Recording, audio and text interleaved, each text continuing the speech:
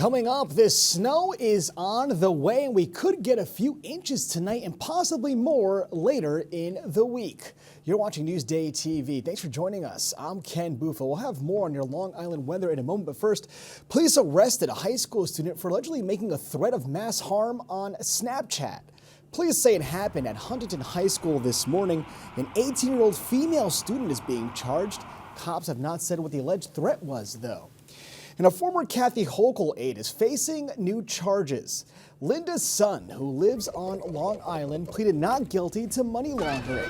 He's accused of using her role in state government to act as an agent of the Chinese government. The indictment cited $1.5 million in bank transactions. And City MD is refunding nearly $7 million to patients. The state attorney general says it's for people who received improper bills for COVID tests during the pandemic. Nearly 216,000 patients have already gotten money back. And like I said, more snow is on the way. Meteorologist Rich Von Olin shows us what we can expect.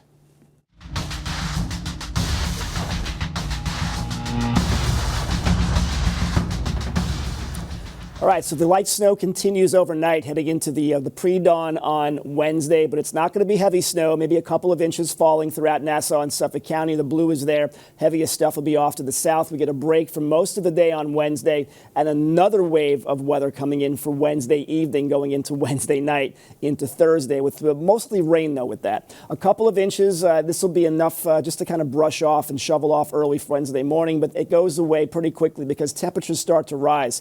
We see Wednesday, again, towards about 8, 9, 10 p.m. There'll be a brief period, maybe a little bit of sleet and mixed in there, going to just some plain rain as we start to get the green coming up off the ocean. Temperatures mid to upper 30s, low 40s. That should melt away a lot of the snow on the ground, at least most of it. And then we'll get into a stormy pattern for the weekend, but not before Valentine's Day is a nice sunny day with temperatures in the mid 30s. That's going to be okay for dinner time. And then this next wave comes in with a little bit of a mix of snow and sleet Saturday midday afternoon, going to just plain rain again as we get some milder air coming in. Upstate, we'll see some big snow. And then we're cold and dry, back to the icebox going into Monday and Tuesday next week. And our 7-day forecast, stormy weekend with mostly rain Saturday and Sunday, and then cold weather from Monday and Tuesday, President's Day week for next week. Long Island weather is brought to you by PTRC. The deadline has been extended for a deal that could stop a Woodbury nursing home from closing. It's a story you'll see only in Newsday. Now, if a deal is not reached between the workers' union and the potential buyer, the Cold Spring Hills Center for Nursing and Rehabilitation could shut down in May. Newsday reporter Robert Brodsky explains what happens next. We have to wait, and that means that almost 300 elderly and disabled residents living at this financially troubled nursing home are waiting to find out whether or not this is going to be their home going forward. These residents, many of whom have lived there for years, and it's the only home that they've known, would have to be transferred to other long-term health care facilities across the island and elsewhere. And then we have the issue of about 500 employees who find this is to be their permanent place of employment. They would find themselves out of work. The deal's deadline is now on Wednesday.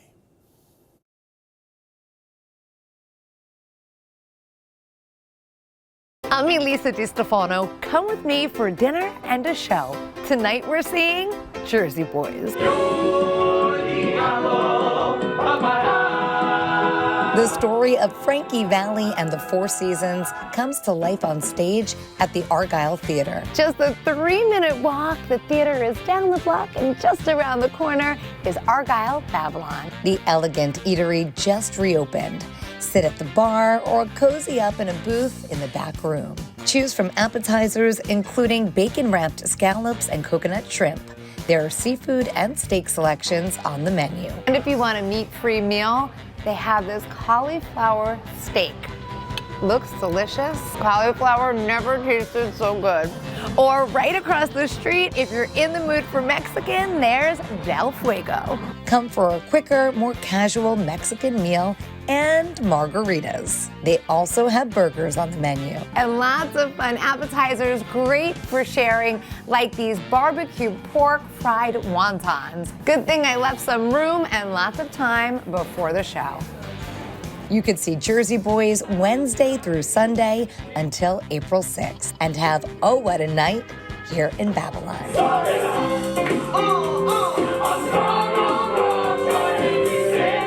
A great night at the theater. Now where to go for dessert? Elisa DiStefano, Newsday TV.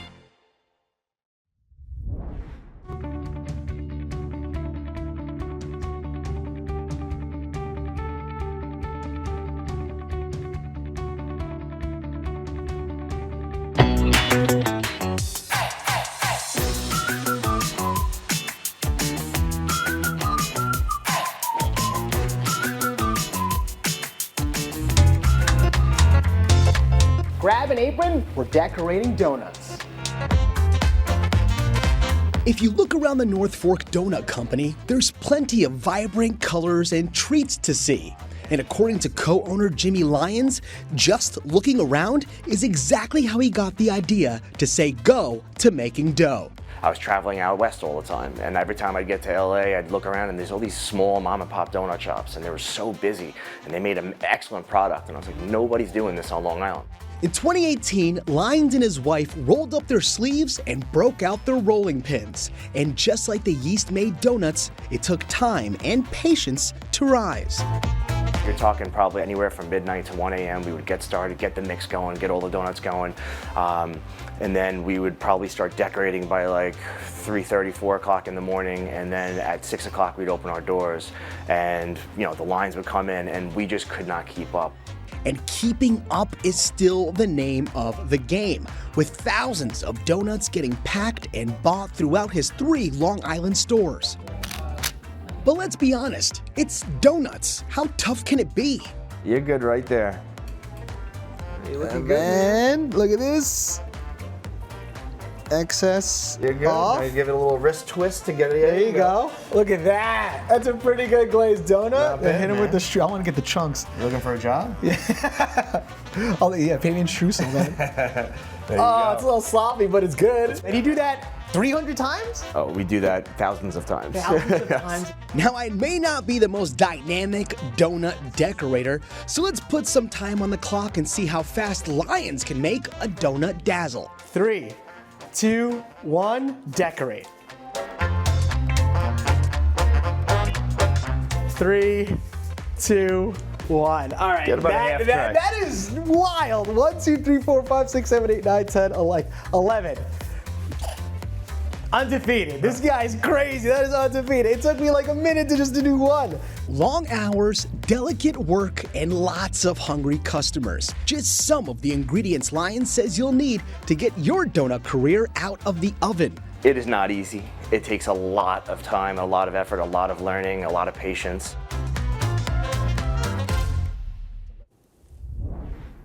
And the donuts were delicious. Now you're watching Newsday TV. For more on all the stories you've seen today, head over to Newsday.com. Thank you so much for joining us. I'm Ken Bufa.